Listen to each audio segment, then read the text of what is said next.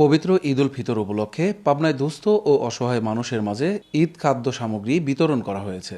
Union যুবদলের সাধারণ সম্পাদক ও পাবনা জেলা জিয়া সাইবার ফোর্সের সদস্য সচিব মিরাজুল ইসলাম মিরাজের ব্যক্তিগত উদ্যোগে এই মানবিক সহায়তার আয়োজন করা হয়। বলাকা দুস্থ কল্যাণ সংস্থার সার্বিক ব্যবস্থাপনায় আয়োজিত এই অনুষ্ঠানে প্রধান অতিথি হিসেবে ছিলেন পাবনা জেলা বিএনপির যুগ্ম আহ্বায়ক আনিসুল হক বাবু। প্রধান বক্তা হিসেবে উপস্থিত ছিলেন সংস্থাটির প্রধান উপদেষ্টা লুৎফর রহমান। অনুষ্ঠানে বিশেষ অতিথি হিসেবে উপস্থিত ছিলেন জেলা বিএনপির যুগ্ম আহ্বায়ক নূর মোহাম্মদ মাসুম বগা ও সিরাজুল ইসলাম সিরাজ।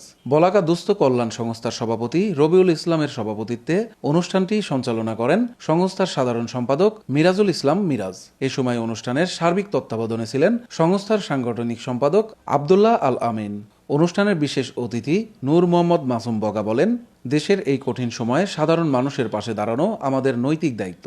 দলের ভারপ্রাপ্ত চেয়ারম্যান তারেক রহমানের নির্দেশে আমরা সবসময় জনগণের সেবায় নিয়োজিত আছি।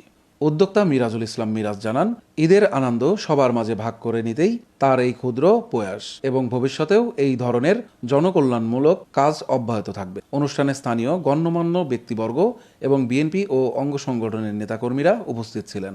আলোচনা সভা শেষে ৩ শতাধিক দরিদ্র পরিবারের হাতে সেমাই চিনি সহ ঈদ সামগ্রী তুলে দেওয়া হয়।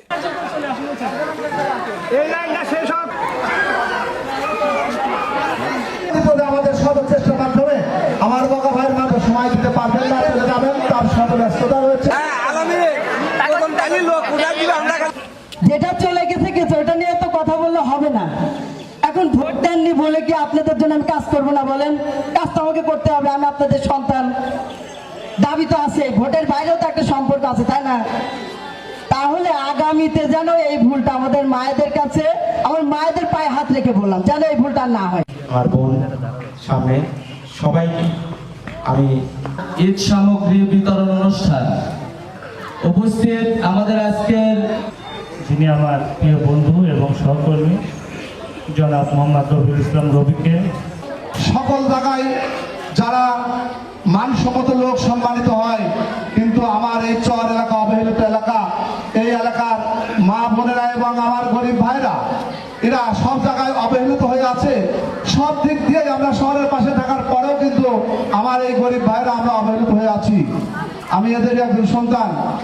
এই কথা আমার মনে প্রাণে যখন বিশ্বাস হলো, মনে হলো আমি এই মানুষের কিভাবে উপকারে আসতে পারি, সেই ধারণা নিয়ে একটা চৌকস ডাইনামিক ছেলে মিরাজুল ইসলাম মিরাজ, সহযোদ্ধা বন্ধু ছিলেন ছোট ভাইরা এবং আমার সম্মানিত মা বোনেরা, আমি সর্বপ্রথম আমার প্রিয় নেতা বাংলাদেশ জাতীয় দলের সম্মানিত প্রতিষ্ঠাতা চেয়ারম্যান, যিনি এই দলকে প্রতিষ্ঠা করেছিলেন, যিনার অবদান বাংলাদেশের ইতিহাসে স্বর্ণাক্ষরে লিখিত থাকবে।